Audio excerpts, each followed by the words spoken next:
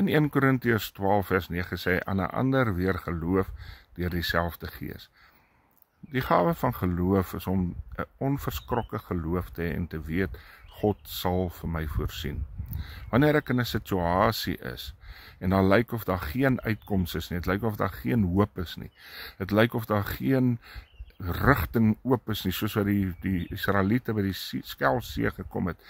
en hulle het die kant woestyn gesien, en regterkant woestyn gesien, en agter hulle was die Egiptenaars, en voor hulle die see, om te weet, God sal vir ons 'n uitweg maak, God sal 'n pad deur hierdie see maak, al is daar menslik nie 'n uitkoms nie, al is daar menslik nie 'n hoop nie,